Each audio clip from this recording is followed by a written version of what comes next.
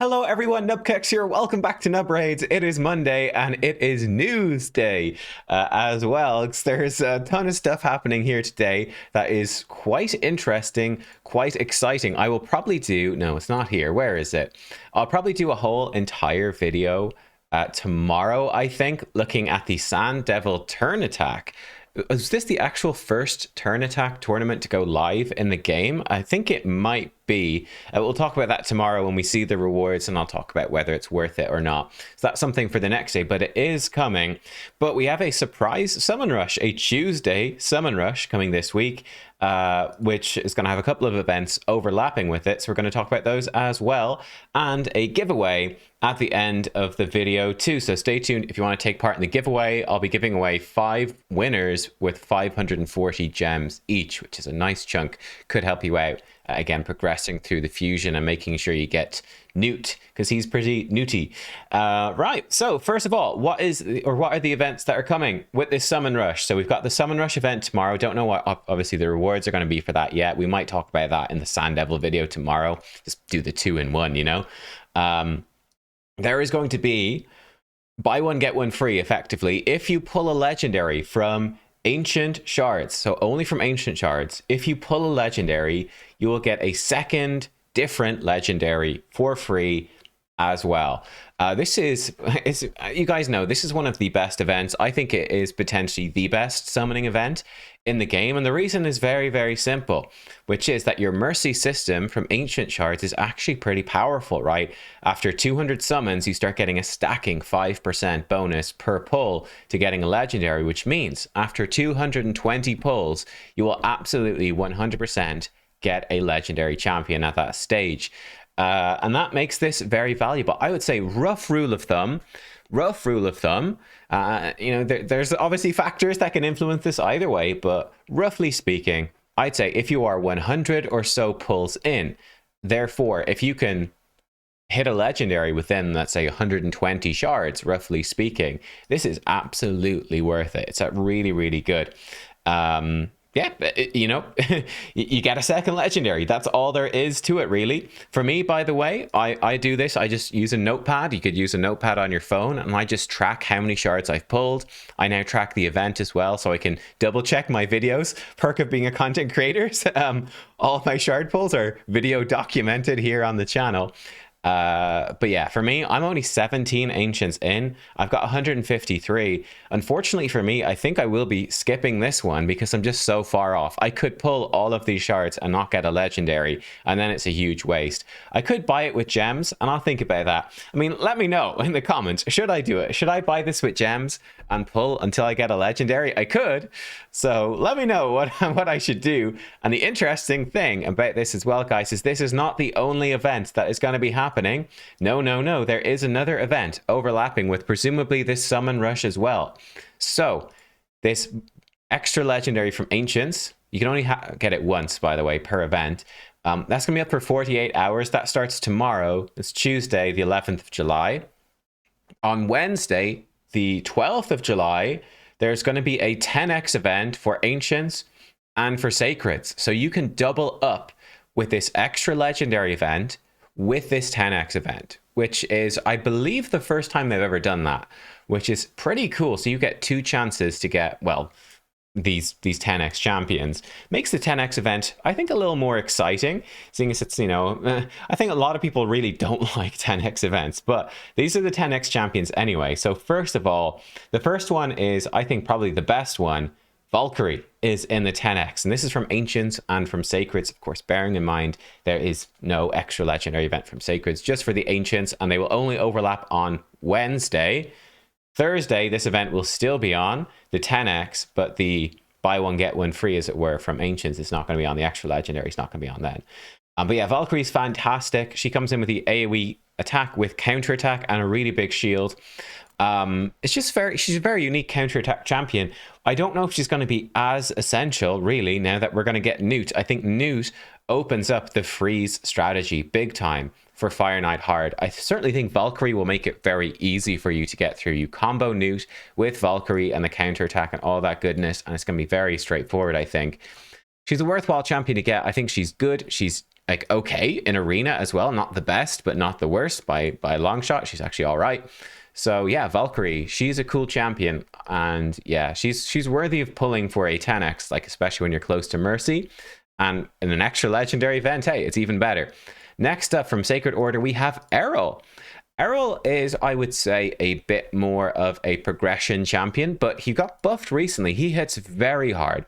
AoE with a double hit, extra chance to crit, and each hit ignoring a chunk of the target's defense. His A1, extra chance of crit, 30%. His A2, 30% chance of a critical hit, an extra turn if he kills somebody. Removes all debuffs from this champion and steals all buffs from the target before attacking.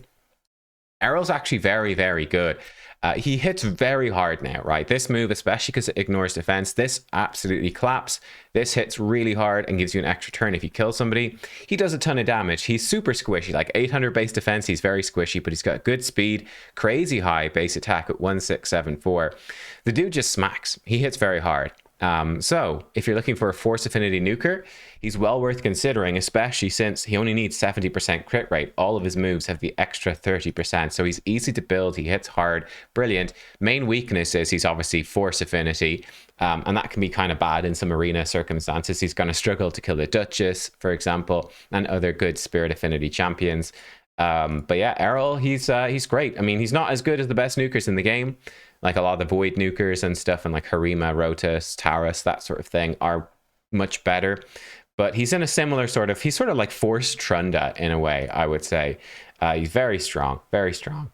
Next up, we have Gintoro, who I do use. So Gintoro, great champion for the Demon Lord clan boss. Decrease defense and weaken on Oni's Rage. And attacks 5 times instead of 1 on every 4th use of this skill against the same target in 1 round.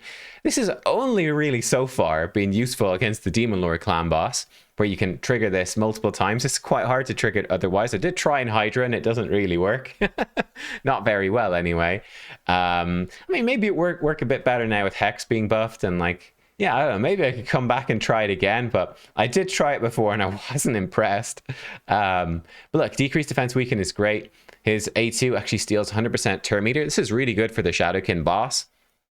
And then just a good one. It reduces the cooldown on his A3 if the target's immune to turn meter reduction, which is great, again, for Demon Lord. His A1, extra turn if he kills an enemy. He's really nice as well for Dark Fae. He's quite good for that, stealing the turn meter and like extra turns, just killing off your team. A little bit awkward to use, but totally can be used for it. So yeah, he's a very nice champion. I use him in my clan boss team. I think, did I do a run yet today? I did, good. So I can show it to you.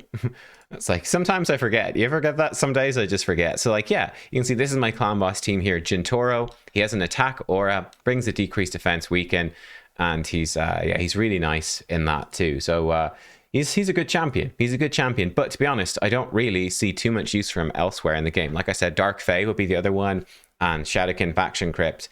But I don't even use him in Dark Fae anymore. I've got better champions. So he's a bit niche. And then finally, we have a champion who's recently buffed. Noctar is going to be in the 10x. Noctar the Headhunter. So he comes in. He has the AoE attack that sacrifices some of his life, puts continuous heal, one of them, on your whole team, which is actually pretty cool. He can sacrifice half of his HP and then equalize HP with the target enemy, and then gives an extra turn. What's really nice about this is if he's low on life, right, he's going to swap HP with an enemy, then he can actually A1 and get an extra turn, and he can start cycling through his turns very quickly. It just makes it very easy to kill even very tanky champions because he can swap HP with them. It doesn't need accuracy, it just does it.